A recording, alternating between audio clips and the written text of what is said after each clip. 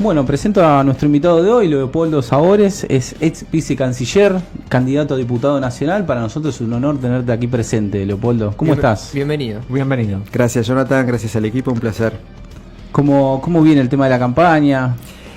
Con mucho entusiasmo, mucha energía, para mí todo esto es nuevo, así que es un desafío, una aventura y realmente estoy muy estimulado, con muchas ganas, con mucha energía, mucha potencia. Mucha potencia, bien. Bueno, buenísimo. Ahora vamos a profundizar un poquito sobre la campaña, pero primero quiero que le hables a la gente que no te conoce. ¿Quién sos? ¿A qué te dedicás? ¿Cómo fue tu carrera académica, diplomática? Que conozcan un poquito más de tu persona, digamos. Yo soy abogado, sí. Me recibí hace varios años, no voy a decir hace cuántos porque van a empezar a sacar cuentas y hacer números. Y estuve un año después de recibido, un poco pensando cuál iba a ser mi perfil profesional.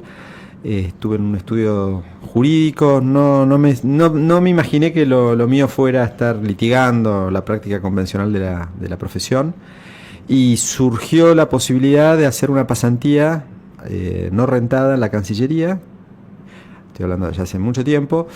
Y fueron 6 meses y entré en lo que es la Consejería Legal, que es el área de la Cancillería que maneja todo lo que es derecho internacional público, el núcleo de la Cancillería, en todo lo que tiene que ver con los tratados, la negociación, las posiciones de Argentina en distintos temas. Y realmente me sentí en un lugar cómodo, si mal no recuerdo, Cavallo, en los años de Menem, pero se discontinuó, según tengo entendido. Pero realmente nosotros, el Servicio Exterior es la única rama de la administración pública donde hay un proceso de selección riguroso. Y así fue que entré a la Cancillería y desde entonces pasé por distintas áreas internas, estuve en el exterior, estuve en Australia, estuve en Brasil y el último destino fue Pakistán y con distintas responsabilidades. Hay diplomáticos, colegas que están más especializados en distintas disciplinas, que quizás prácticamente toda la carrera sean temas antárticos o temas de la Organización Mundial del Comercio, o más regionales. Se perfeccionan en algo puntual. Claro, tienen un perfil y en general van rotando en el exterior, pero siempre vuelven cuando están en Buenos Aires a esa temática. Yo fui más generalista, si se quiere, pasé por distintas áreas. ¿Y cómo elegiste estudiar Derecho, gustándote tanto las relaciones internacionales? Yo creo que no son incompatibles. De hecho, la carrera convencional o la carrera clásica de egresados, o mejor dicho, los egresados que ingresan al servicio exterior, históricamente venían del derecho, más ciencia política, que es una carrera posterior, y relaciones internacionales. En realidad no hay ninguna restricción. Se necesita un título universitario de una carrera de duración de 4 años mínimo. Hoy en día sigue habiendo una proporción importante de abogados, de licenciados en relaciones internacionales, pero también hay economistas. Hay médicos también, periodistas, ingenieros.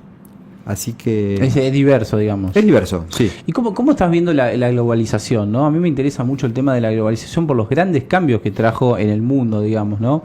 ¿Y vos considerás que fue positivo todos esos cambios tecnológicos, económicos, sociales, culturales que trajo alrededor del mundo? ¿O ves que hay cosas negativas que quizás en el siglo XX eran mucho, digamos, más positivas, no? Yo creo que la globalización, que hoy está muy atacada, está siendo objeto de críticas y creo que lo que se está imponiendo es justamente ese discurso anti-globalización, demoniza lo que fueron los años 90, donde realmente el concepto cobró auge. La globalización fue positiva, naturalmente que hubo lados oscuros, cuestiones a mejorar, pero creo que la globalización fue positiva, eso permitió integración de cadenas de valor en el mundo, distintas regiones. Me parece que le abrió la cabeza a mucha gente.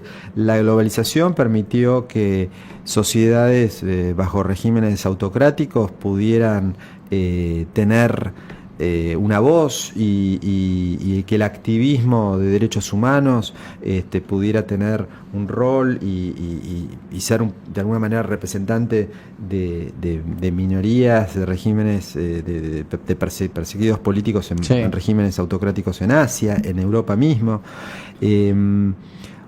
naturalmente que la globalización trajo una agenda en lo social, también en algunos puntos necesaria, pero quizás la globalización fue, y también esto va al núcleo de estas discusiones que estamos viendo hoy en día, desde lo que yo llamo estas posiciones muy soberanistas, ¿no?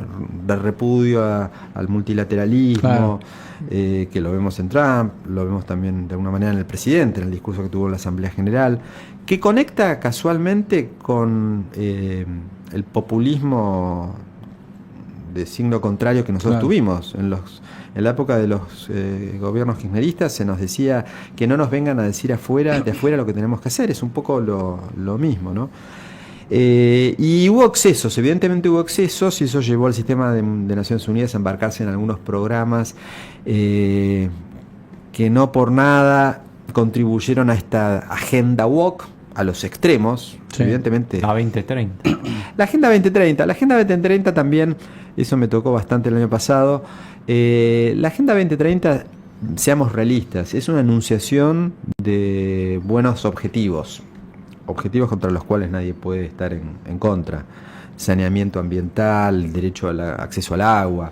Lo que pasa, y además está construida la Agenda 2030 por la comunidad internacional. Son más de 190 países que tuvieron que encontrar un denominador común. Imagínense que en esa construcción estaban países a la vanguardia de todos los derechos sociales, como los países escandinavos, y al mismo tiempo Irán, Arabia Saudita.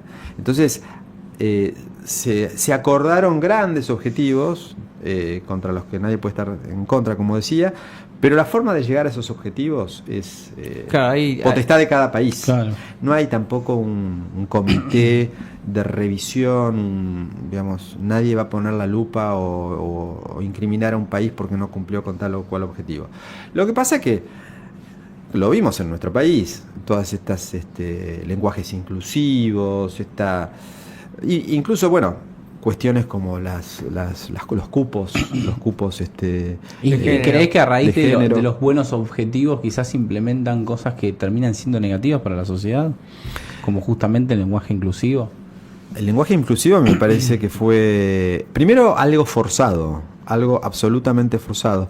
El lenguaje inclusivo, todas estas modas o estos extremismos, son justamente eso, algo que se hace muy sonoro, muy ensordece mucho la discusión, porque quienes lo promueven son muy ruidosos, pero son grupos minúsculos.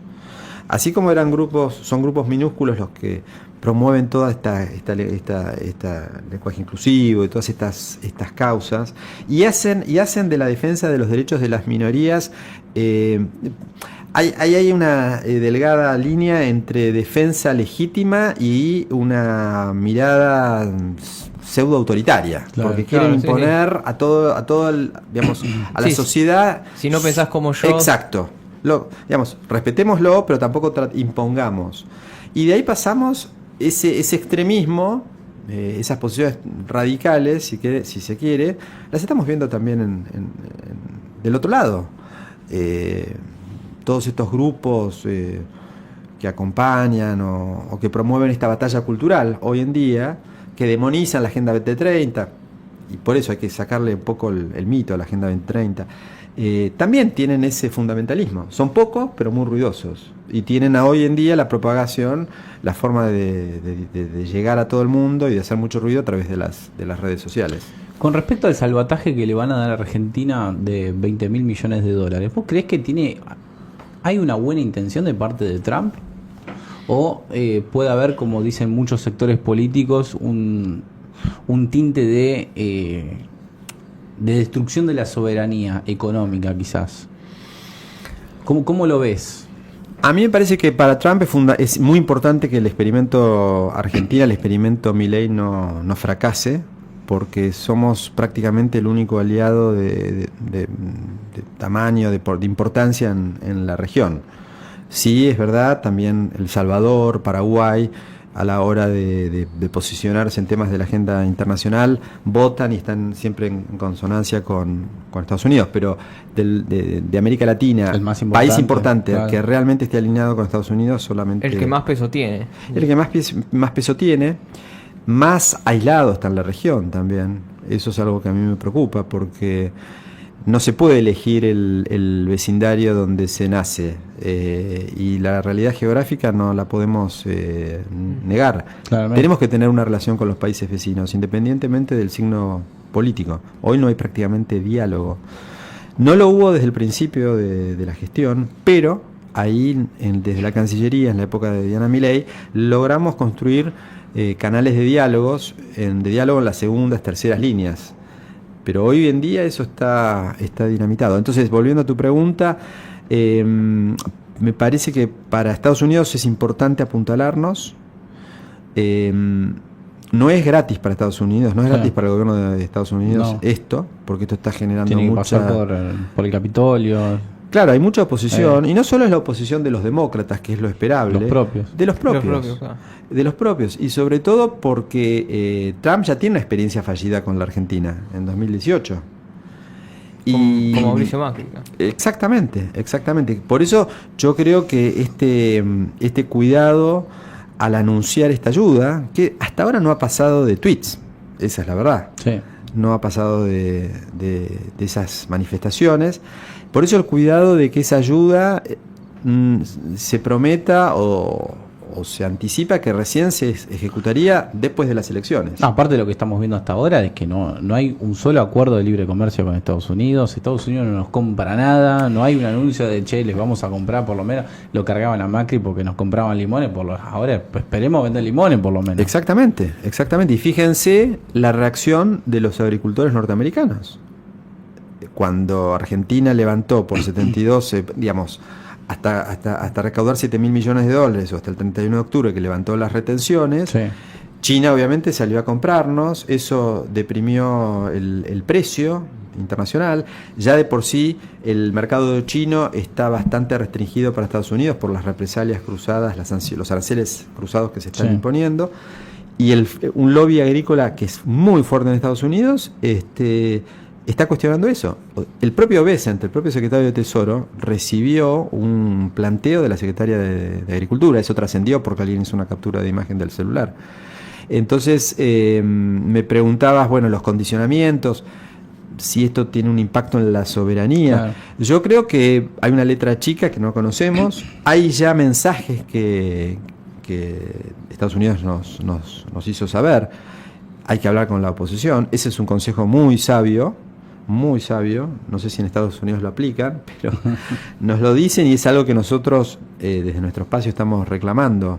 Tiene que haber un diálogo constructivo, tiene que haber un diálogo con la oposición razonable, responsable. Claro, el tema es con qué posición. Hay ¿no? una oposición que ya sabemos que es total, va a bloquear todo.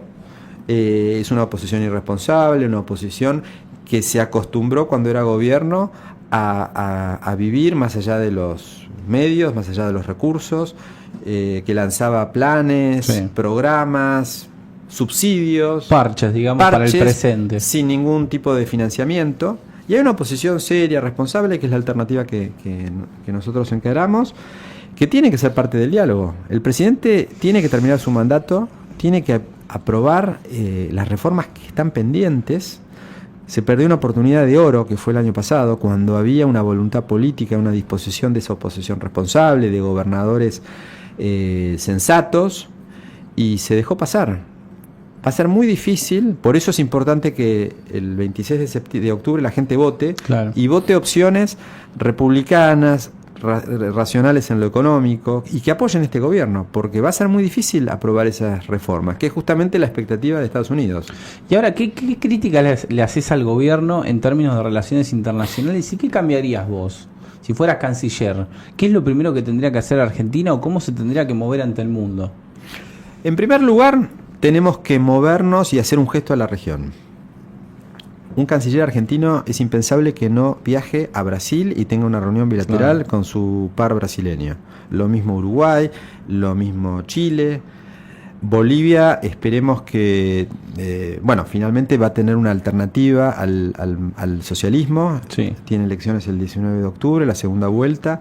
Los candidatos son Paz y Tuto Quiroga. En cualquier caso, va a haber un viraje hacia el centro y ahí se va a poder tener un diálogo. Nosotros no tuvimos la posibilidad de encontrar interlocutores cuando estuvimos en la gestión, un gobierno muy ideologizado, el de Arce, pero un canciller argentino tiene que salir y hablar con todos esos, con sus pares de la región. Claramente. Si el presidente tiene diferencias ideológicas que le impiden hablar con los presidentes de los países vecinos, el canciller al menos tiene que hacer ese esfuerzo, ese gesto.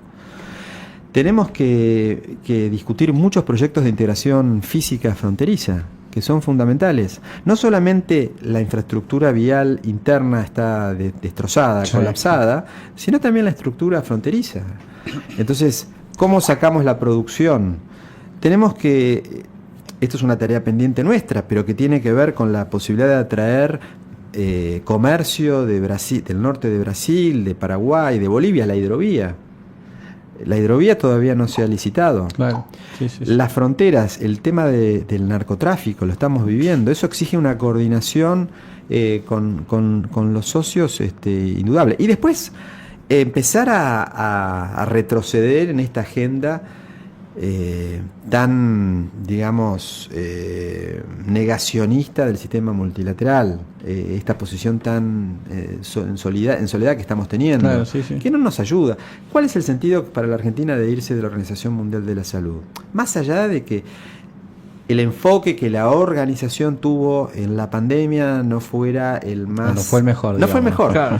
Bueno, las pero consecuencias que ha traído. Pero Suecia, por ejemplo, es un país miembro de la Organización Mundial de la Salud y aplicó un enfoque totalmente distinto al de la Argentina. O sea, estaba en cada país. Lo que pasa es que nosotros tuvimos lamentablemente un presidente como Alberto Fernández, con 2 ministros de salud como Ginés y Bisotti, y un triunvirato que cada 2 semanas nos decían: seguimos encerrados 15 días más. Claro, sí. Tirano de aldea. Pero la Organización Mundial de la Salud tiene programas de vacunación, es la posibilidad que tienen países como la Argentina de adquirir vacunas a un precio que no es el de mercado, un precio más reducido. Y no es solamente el Estado nacional el que se beneficia de esos programas, las provincias también.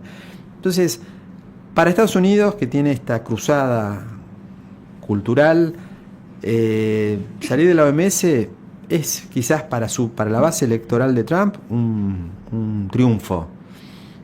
Y que no esté Estados Unidos, evidentemente para la OMS es un problema, sí, porque Estados Unidos es el principal contribuyente. Claro. Ahora, que se vaya a la Argentina, nadie lo va a entender. No le cambia mucho. No le cambia nada, y los principales perjudicados somos nosotros. Por ejemplo, Consejo de Derechos Humanos. Y Argentina históricamente estuvo en el Consejo de Derechos Humanos. En la época kirchnerista, el Consejo de Derechos Humanos se utilizaba para apoyar causas que eran simpáticas a la izquierda internacional. Sí. Entonces, no poníamos mucho énfasis en defender la situación de los derechos humanos en Venezuela, en Nicaragua, en Cuba. El año pasado asumió el presidente, con Diana en la Cancillería, volvimos a todos los grupos de trabajo sobre Venezuela, sobre Nicaragua. Ahora nos vamos porque el argumento es el Consejo de Derechos Humanos condena lo que hace Israel. Ok, pero estamos descuidando a Venezuela. Venezuela sí que se queda sin una voz que la defienda. Claro. Nicaragua otro tanto, Cuba otro tanto. Esas son actitudes que me parece que... Ahora, a mí lo que me sorprende, digo, ¿realmente nos deja tanto rédito alinearnos tanto a Israel como a Estados Unidos solamente? Yo no veo que haya inversiones, no veo que haya un beneficio directo para la sociedad. Nos quita margen de acción. La política exterior argentina tradicionalmente, más allá del movimiento pendular izquierda-derecha, se caracterizó por su autonomía. Sí. Capacidad de interactuar con distintos actores de la comunidad internacional. Vale. Acá nosotros podemos ser muy principistas, pero también tenemos intereses. Entonces, mal disponernos con socios comerciales tan importantes como China es pegarse un tiro en el pie. Obviamente que con China vamos a tener muchas diferencias en temas ideológicos. Sí, claro. a mí me... Pero si podés sacar un rédito de eso. Pero Claro, culturales también. Sí, culturales también. Sí, Incluso, claro. digamos, Estados Unidos tendrá sus diferencias con China, pero siguen Por comerciando. supuesto. Por eso. Cualquier país europeo del G7. Claro. Obviamente que la Unión Europea en su libro blanco de política exterior, en los últimos tiempos ha identificado a China como un adversario, ¿no? Pero eso no significa... Y por ejemplo, yo recuerdo, China tiene esta iniciativa de la ruta de la seda, la franja y la ruta, si mal no recuerdo. Es una sigla en inglés. Que básicamente ha firmado memorándums de entendimiento con todo el continente africano, con muchos países asiáticos, en América Latina y en Argentina también. Y eso le permite, digamos, despliega una serie de proyectos de inversión en infraestructura crítica, y China viene con todas las herramientas, viene con el crédito barato. Luego podemos hablar de la calidad de las obras de infraestructura que hace China, eso es otra cuestión. Bueno, si nos guiamos por las cosas que nos traen. Claro, mucho. Pero por ejemplo, en Italia creo que fue uno de los pocos países de Europa Occidental que había firmado un memorándum. Y bueno, eso generó muchas discrepancias, muchas diferencias. Entiendo que lo denunció, pero bueno, Europa no puede prescindir de China. ¿Dónde colocan la producción de Mercedes-Benz, de BMW, de los autos de lujo italianos, sus vehículos? Y menos en el futuro se va a poder prescindir de China, justamente, ni Europa ni nadie del mundo, porque ahora que está sucediendo una revolución tecnológica con la inteligencia artificial, menos te vas a poder aliar con China, porque China está en competencia con Estados Unidos para ver quién se queda con el monopolio mundial de la IA. Bueno, y en un tema que es tabú actualmente para el gobierno, que es el cambio climático, los temas ambientales, prácticamente nadie habla de eso, como si no fuéramos víctimas del calentamiento global. Bueno, lo sufrimos cada año peor en esta ciudad cuando hace supuesto. 50 grados, ¿no? Te asás. Se corta toda la luz. Cada vez más cemento por todos lados, no plantan un solo árbol. Exacto. En la agenda ambiental es fundamental hablar con China. Entonces, uno de los temas que para Europa es fundamental hablar con China es calentamiento global. También. Porque China es una gran fuente de emisión. Por supuesto que China dice, el argumento de China, de todo el mundo en desarrollo, acá hay responsabilidades comunes pero diferenciadas. Quienes empezaron, digamos, lo que estamos padeciendo ahora es la consecuencia de la revolución industrial. Claro. Pero de todas maneras China está introduciendo cada vez más políticas verdes, métodos de producción sustentable. Claro, no así Estados Unidos. No Estados Unidos, no, exacto. China es el gran productor de paneles solares. Sí, y eso que China en su momento turbinas. Fue señalado como un país contaminante, digo. Lo sigue siendo, Sí. Pero tengamos también presente que el patrón de producción industrial de China ha cambiado. No es el de hace 30, 40 años, que eran industrias más contaminantes, más intensivas en cuanto a mano de obra. Todo eso ha empezado a mutar. Se está redireccionando. Sí. Hoy en día es más Tailandia, es Vietnam. El empleo tiene sus subsedes, digamos. Exacto. Porque hoy en día China tiene su propia marca y producen sus propias marcas, no como era antes justamente en el pasado, que le producían las marcas a los de afuera. Exacto. Ni hablar el salto en la industria automotor. Claro. Sí. Ahora creo que Con van a los entrar- autos Huawei justamente. Exactamente. Bueno. Sí, Creo que iban a entrar autos ahora, si no me equivoco, ¿no? Ujú. ¿Y ¿Cuánto- cuál, No. cuál fue qué es lo que más destacás de tu experiencia en la Cancillería? En los años que estuve con Claro, el sí, vicecanciller. Y para mí un hecho muy importante, que además desde el punto de vista personal, yo lo vi como algo muy desafiante y estuve muy comprometido, fue la cuestión de Venezuela. Porque durante mi gestión tomamos la decisión de abrir las puertas de la residencia argentina para los asilados, y toda la negociación para lograr que Brasil se hiciera cargo de nuestros intereses allá. Y eso es interesante porque no había diálogo entre los presidentes, pero en las segundas y terceras líneas hablamos con Brasil y apelamos a la diplomacia, y logramos que Brasil hoy fue Brasil el único país que accedió a hacerse cargo de nuestros intereses. ¿Y por qué echaron a Diana Mondino? A Diana y a todo su equipo, digamos. ¿Qué es lo que pasó ahí? Lo que trascendió es... ¿Es solamente por el voto? Eso es lo que trascendió. Yo ya no estaba, yo me fui de la Cancillería unos días antes que ella, yo había renunciado. Pero ya sabías que se venía una, digamos... Yo empecé a ver dificultades operativas en el día a día, un poco por todo lo que le comentaba de esta agenda disruptiva, esta cruzada cultural, Sí. que Argentina, incluso tengan en cuenta que todavía era el gobierno Biden. Sí. Claro. Entonces nosotros estábamos en una situación hemisférica prácticamente aislados. Ahora es distinto, porque ahora somos furgón de cola en todo esto. Pero en ese momento, recuerdo, fue la Asamblea General de Naciones Unidas el año pasado, el discurso del presidente fue muy fuerte. Ya había habido un anticipo de esta posición en la Asamblea General de la OEA en junio del año pasado, en Asunción. Y nosotros explicábamos que estas posiciones eran un poco a contramano de la dirección hacia la que va el mundo. Sí. Y sobre todo estábamos votando, todavía en realidad no sé, cuando yo estaba todavía en ese último periodo, todavía eso no se había materializado en votaciones Claro, concretas, sí. eso En fue algo tan posterior, claro, pero lo determinado. veíamos venir. Y tratábamos de explicar que eso iba a tener una consecuencia, que íbamos a quedar del lado de aquellos países con los que no queríamos que nos asociaran. Y en términos prácticos eso se reflejó en una reingeniería de la Cancillería, se creó, en el ámbito de una secretaría existente se le dieron competencias en temas de derechos humanos. Eso significó que las competencias que yo tenía se me retiraron. Como que intervinieron la Cancillería, digamos. De alguna manera. Sí. Sí. Entonces eso empezó a generar dificultades. Antes, yo estaba a cargo de los temas políticos en Cancillería, pero Sí. antes de este episodio, la Agencia de Comercio Internacional e Inversiones, que estaba en Cancillería, pasó a Secretaría General de la Presidencia. Entonces, poco a poco se fue erosionando el margen de maniobra y las competencias. Claramente. Te vamos a dejar respirar un ratito. Vamos Bueno. a un cortecito y ya volvemos. Perfecto.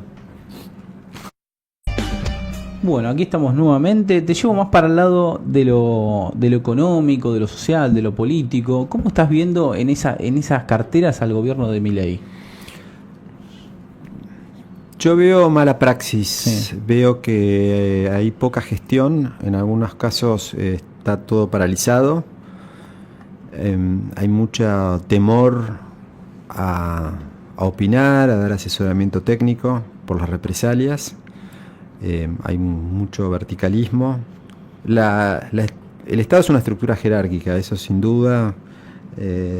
La cabeza está clara y que las decisiones últimas se toman en el vértice del poder. Pero la burocracia, la administración pública es necesaria para que las decisiones que se tomen sean con fundamentos. Y yo veo que eso está faltando. Probablemente el Ministerio de Seguridad sea uno de los ministerios donde las cosas estén más encaminadas, esté funcionando mejor. Capital humano es una cartera enorme. Quizás la que más caja tiene, ¿no? Sí, tengo entendido que la ministra es una mujer muy honesta, muy transparente, muy celosa de las cuentas públicas, muy escrupulosa. Pero más allá de eso está la gestión. Claro. Está la gestión, está trabajo, está educación, está cultura. Economía, que es el gran el talón campo de expertise. Y aparte es el gran talón de Aquiles de todos los gobiernos. Economía. Sí. Sí. Y es por los que se fueron muchos presidentes y por los que muchos votaban. La gente vota con el bolsillo. Sí, la básicamente. gente vota con el bolsillo, pero yo creo que los problemas económicos son consecuencia de los problemas políticos. Sí, sin duda. Los mercados se ponen nerviosos cuando la autoridad política no está clara, o titubea, o tiene mensajes contradictorios, o es errática, o Sí, o le es pasa intransigente. lo que le pasó con Esper, por ejemplo. Exactamente. Para mí eso fue un gran error de comunicación. Se perdió tiempo precioso Ya lo habíamos visto con el caso de los audios en agosto. Españolo. Sí. También. Si hay algo que no tiene el gobierno es capacidad de control de daños. Sí, Al eso. contrario. Los aumenta. Los aumenta. Además, tardó mucho tiempo el gobierno en tomar una decisión en el caso de Spern, pero la decisión que se toma ratifica de alguna manera, Le da la razón. le da la razón. Sí. O sea, se le agradece a Spern este renunciamiento histórico, que de renunciamiento histórico no tiene nada, Es un papelón. es un papelón, pero su figura para el presidente sigue siendo impoluta y hoy acaba de ser imputado. Entonces el famoso chisme de peluquería me parece que era algo más Claro, serio. El error de ratificarlo y al otro día bajarlo es... Exactamente. Incluso el kirchnerismo ha tenido escándalos por todos lados, sobre todo en el último gobierno de Alberto Fernández, pero me da la sensación de que Milei con este quilombo que tuvo salió más perjudicado que el kirchnerismo con todos los quilombos, digamos. Claro, el kirchnerismo no es parámetro, porque el Claramente. kirchnerismo yo creo que la corrupción está prácticamente en el ADN. No tiene ningún rubor, pero tiene algo bastante parecido cuando aparecen estos escándalos. Todos son conspiraciones, Claro. todos son Lofer. operaciones, lofer.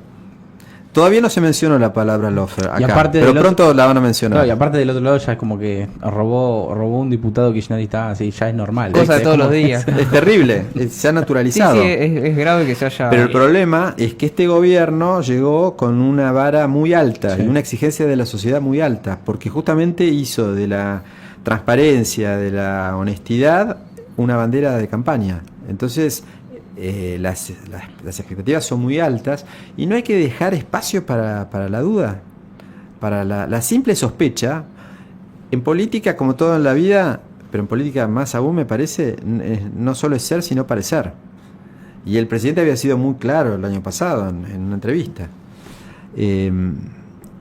Para mí todo esto lo que demuestra es una crisis del liderazgo político del gobierno, y esto es un pésimo mensaje para los inversores. Sí, sí, tal cual. Y te hago una pregunta ahora, que ya que vas a ser candidato. ¿Tu proyecto en qué van a estar enfocados? ¿Qué proyecto tenés en mente si es que llegas a ser elegido diputado? Por supuesto, yo voy a acompañar todos los proyectos del partido, de la Alianza Potencia, que apunten a apoyar o a promover las reformas que están pendientes. Ricardo López Murphy ha presentado un proyecto de reforma previsional, que es uno de los 3 componentes necesarios y fundamentales para que la economía argentina despegue y sea competitiva. Sin reforma previsional, que tiene un impacto en las arcas del Estado, Las cuentas públicas. en las cuentas Sí. públicas, producto de, primero, que en los últimos 20 años el único sector que creció en la Argentina fue el sector público, el empleo público. Claro. El sector privado se contrajo. El sector privado, que es el que genera riqueza. Y ese que financia... El que financia y está financiando además una masa nueva de jubilados por este festival populista de las moratorias previsionales. O sea, moratorias para gente que nunca realizó aportes, porque a veces hay casos de jubilados que entran en una moratoria porque determinados aportes en un momento determinado no se hicieron. Pero acá se fomentó, hay que decir las cosas como son, se fomentó la jubilación de las amas de casa. Que las amas de casa realizan un gran trabajo, pero veamos cómo pueden aportar, tener una caja propia. Sí, sí, porque si Esto no... además nos retrotrae a algo que me parece que se olvida a la gente, que fue la estatización de las AFJP. Sí. Algo terrible. Algo terrible, la expropiación de la expropiación de YPF, la estatización de las AFJP. Entonces, reforma previsional, reforma impositiva y reforma del sistema del régimen laboral. Claramente, sí, sí. Entonces, ¿cómo la economía argentina va a ser competitiva si hay una industria del juicio laboral? ¿Quién va a tomar empleados? Cuando necesita aliviarse y desvincular gente, es más sí, caro. Sí, sí, además, al tener las leyes laborales, bueno, que fomenten tanto la industria del juicio y tan rígidas, hace que el empleador tenga muchas más exigencias para contratar gente, y eso hace que mucha gente no pueda conseguir trabajo también. ¿Y a qué lleva eso? Al trabajo informal. Claro, Claramente. tal Y cual. sumarle también los impuestos al trabajo, ¿no? Claro.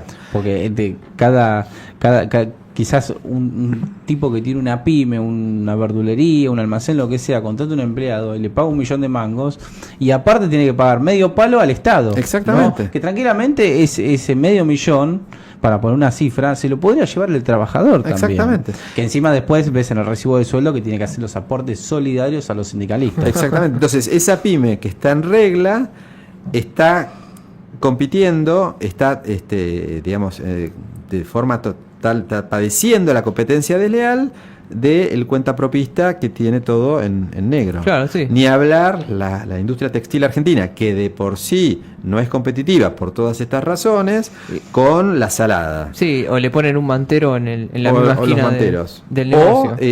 Y la salada ¿de dónde se abastece? De todo el contrabando que viene del norte. ¿Y quién maneja eso? Los políticos, los narcos. Sí. Es un negocio que está garantizado justamente por la cerca del Estado. Entonces, esas reformas, sean proyectos del gobierno nacional o iniciativas propias, por supuesto.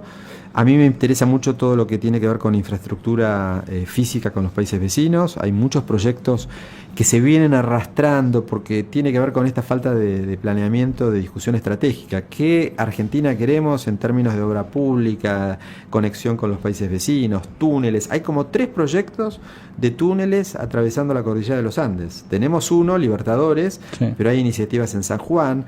El gobierno nacional, y esto no es de esta gestión, se viene arrastrando, no toma el toro por las astas, hay proyectos que están agonizando, se toman créditos del BID, se toman créditos de la CAF, que digamos la verdad, la mayor parte de los recursos se van en consultorías, que se acumulan en escritorios, los biblioratos.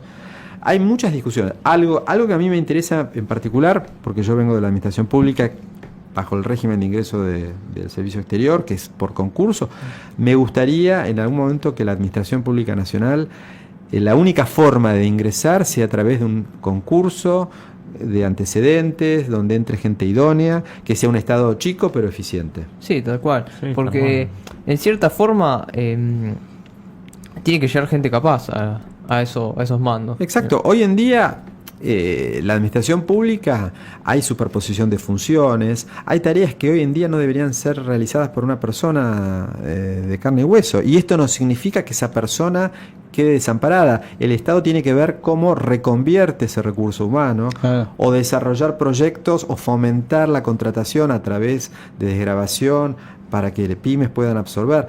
Pero no podemos seguir teniendo un Estado del tamaño, un Estado paquidérmico que parece el Estado de hace 60 años cuando no había computadoras. Claramente, Sí, totalmente. sí, claramente. Y aparte esa reducción del Estado acompañada con baja de impuestos. La también. desburocratización, eso se avanzó mucho en la época de Macri, pero yo no sé si se mantienen esos programas. Claro. ¿En qué quedó?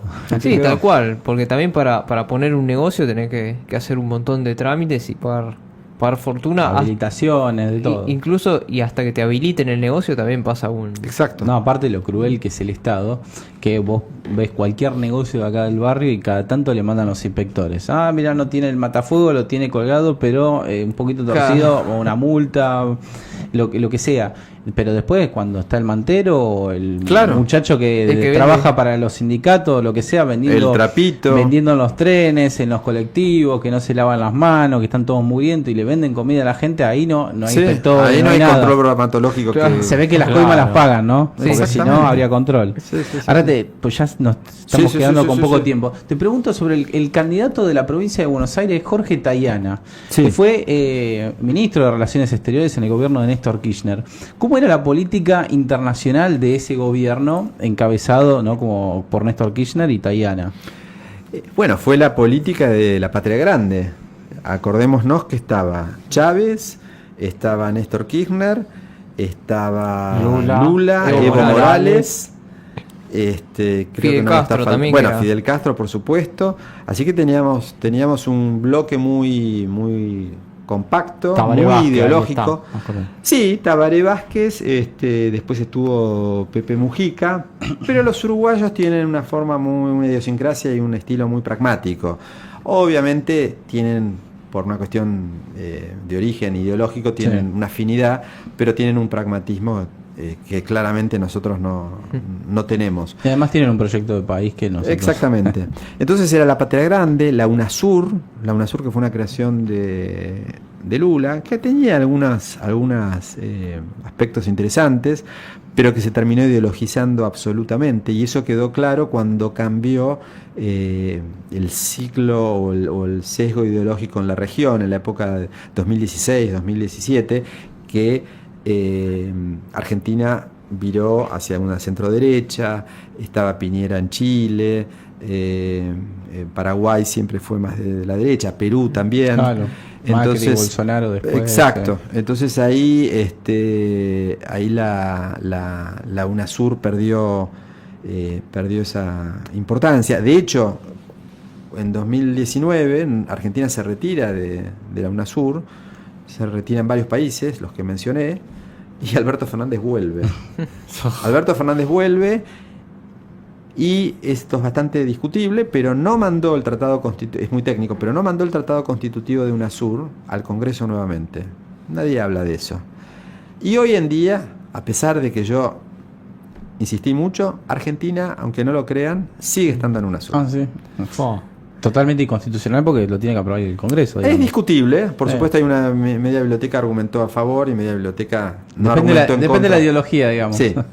Pero volviendo a la pregunta, era la Patria Grande, era la CELAC, que la CELAC es un invento de Chávez, porque quería una OEA alternativa donde no estuviera ni Estados Unidos ni Canadá.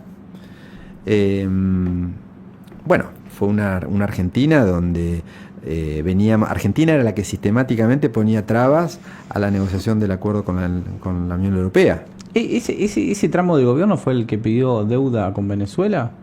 Al 14%, si no me equivoco. Yo creo que sí. Sí. Y también otra cosa que pasó ahora que me acordé fue que en el gobierno de Néstor Kirchner y con Tayana, creo que fue ahí, habíamos rechazado de unirnos a la Organización del Libre Comercio. Ah, ¿no? Claro, correcto, que hicimos la contracumbre acá.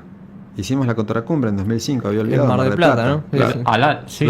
Sin duda, del periodo kirchnerista, la peor gestión fue la de Timerman, que cuando se firmó el memorándum con Irán. Sí. Eso fue una locura. Sí, acuérdense también el incidente del me olvidé, cuando fue a Ezeiza, que había llegado un avión de Estados Unidos con todos los para ejercicios militares, y entonces pensaba que era equipo de inteligencia, para espiarnos, que fue con se me fue la palabra, para romper las cadenas, se me fue la palabra, una herramienta. Sí, ya sé a qué te referís. Ya sé a qué te referís. Sí, a mí se me fue la palabra, pero fue el apodo que le pusieron. Bueno, para cerrar, una conclusión. Una conclusión tuya, un mensaje que quieras dar, ¿qué es lo que esperás? Bueno, inevitable hablar del 26 de octubre. Sí. Es fundamental que la gente participe, que se comprometa, que no caiga en esta falsa polarización a la que nos están poniendo de un lado y del otro. Esos dos extremos que parecen tan distintos, o así lo quieren plantear, no son tan distintos, porque en el fondo estamos hablando de populismos. Esta es una elección legislativa, hay que hacer un voto racional, hay que elegir una posición responsable. Al presidente le quedan 2 años que son críticos y son importantes. Sí. Hay que acompañarlo. No participar es no hacerse cargo, entonces no nos da derecho luego para protestar por lo que vemos en el Congreso. Que realmente el nivel de la política ha decaído muchísimo. Totalmente. Así que yo espero que la gente participe y que elija bien. Es uno de los peores congresos de la historia, me animaría a decir. Sí. Pero bueno. Leopoldo Sabores, muchísimas gracias. Muchas gracias. Muchísimas gracias a ustedes. Un placer. Hasta luego. Esto fue Planeta República. Buenas noches.